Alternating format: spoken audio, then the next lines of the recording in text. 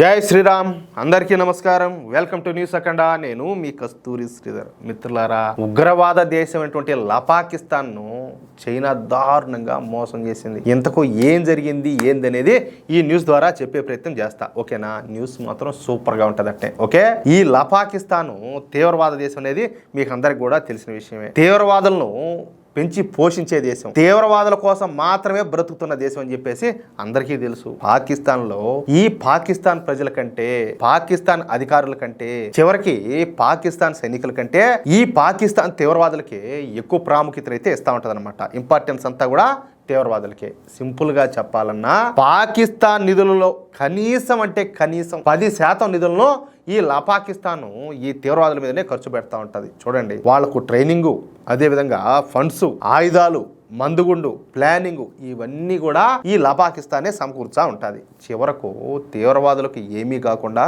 వాళ్లకు కాపలా గాయడానికి కూడా తమ సైనికులను వినియోగిస్తూ ఉంటుంది అనమాట. మరి పాకిస్తాన్ తమ తీవ్రవాదులను అంత మురిపంగా చూసుకుంటా ఉండేటప్పుడు ఆ తీవ్రవాదులకు ఏమైనా జరిగితే ఊరుకుంటుందా?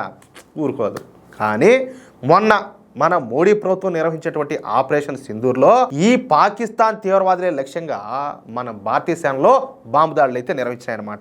ఏకంగా 9 పాకిస్తాన్ తీవ్రవాద స్థావరాలపైన బాంబు దాడులు చేశాయి మన భారతీయ సేనల్లో. ఈ దాడుల్లో మనకు అధికారికంగా 200 మంది తీవ్రవాదులు చనిపోయినారని చెప్పినప్పటికి కూడా అసలు చచ్చిపోయిన తీవ్రవాదుల సంఖ్య 600కు పైగా ఉండొచ్చు అనేది ఒక అంచనా అన్నమాట. ఇకపోతే ఆ తర్వాత పాకిస్తాన్ మన మీద వాళ్ళ మిత్ర దేశమైనటువంటి టర్కీ ఇచ్చినటువంటి డ్రోన్లతోనూ, అదేవిధంగా ఈ చైనా వాళ్ళ యుద్ధ విమానాలతోనూ ఈ దాడి చేసేదానికి ప్రయత్నం చేశారు. కానీ వాటన్నింటిని కూడా మన గగనతల రక్షణ వ్యవస్థలో విజయవంతంగా నేలగూల్చి పారేసినాయి, గొప్ప కూల్చాయంటే.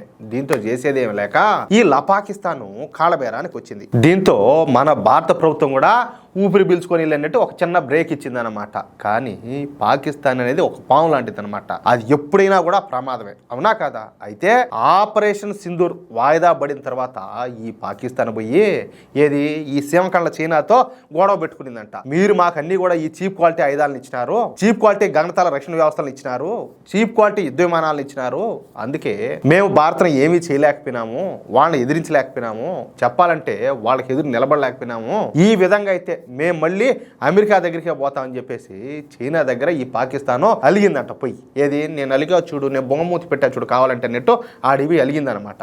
దీంతో చైనా ఏం చేసింది, పాకిస్తాన్కు అత్యంత అధునాతనమైనటువంటి J-35 యుద్ధ విమానాలు ఇస్తామని చెప్పేసి ప్రమాణం చేసింది.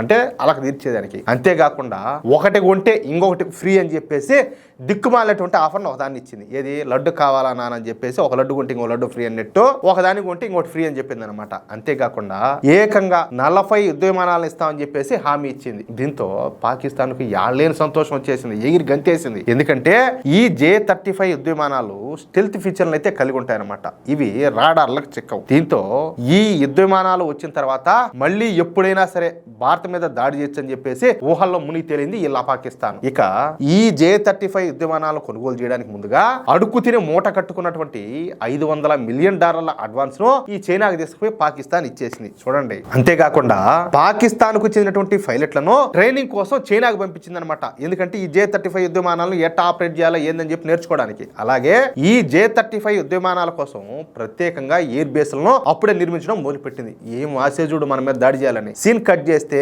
ఇప్పుడు ఈ సీమకళ్ళ చైనా అడ్డం తిరిగిందనమాట.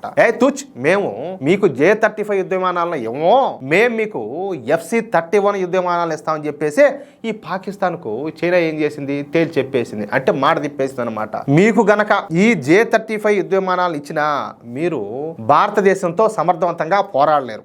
చూడండి, జాగ్రత్తగా ఆలోచించండి. పైగా మా యుద్ధ విమానాలు భారత్లో గనక కూలిపోతే ఏది మీ అసమర్థతో, అంటే వీళ్ళు అసమర్థులని చెప్పి ఒప్పుకోవడంలే, మీ అసమర్థతో భారత్లో గనక కూలిపోతే భారత ప్రభుత్వం వాటిని రీఇంజనీరింగ్ చేసి సరికొత్త యుద్ధ విమానాలను తయారు చేస్తుంది. కాబట్టి మేము J-35 యుద్ధ విమానాలను మీకు ఇవ్వని చెప్పేసి కొండ బద్దలు కొట్టేసి చైనా. అంతే. ఇప్పుడు పాకిస్తాన్ కు నవ్వాలో ఏడ్సాలో తెలియక కొట్టుకొని చచ్చాలి. తమను ఏదో చైనా ఆదుకుంటాదని చెప్పి అనుకుంటే ఈ విధంగా హ్యాండ్ ఇచ్చింది ఏందని చెప్పేసి తల ఆదుకుంటున్నారో పాకిస్తాన్ ఆర్మీ అధికారులు. అది ఆ విషయమా? మొత్తానికి మంచి దెబ్బ పడింది కదా, మెట్టి దెబ్బ అట్టుండాలా. మిత్రులారా, ఈ న్యూస్ కనుక మీకు నచ్చినట్లయితే ఖచ్చితంగా ఈ న్యూస్ నలుగురికి షేర్ చేయండి. అదే విధంగా ప్రతి ఒక్కరు కూడా మీ యొక్క అమూల్యమైనటువంటి అభిప్రాయాలను స్పష్టంగా కామెంట్ రూపంలో తెలియజేయండి. ఇంకో విషయం ఏంటంటే, ఇంతవరకు మీరు గనక మన ఛానల్ను సబ్స్క్రైబ్ చేసుకున్నట్లయితే ప్రతి ఒక్కరు కూడా మన ఛానల్ను సబ్స్క్రైబ్ చేసుకోండి, సపోర్ట్ చేయండి ప్లీజ్. జై శ్రీరామ్, జై హింద్.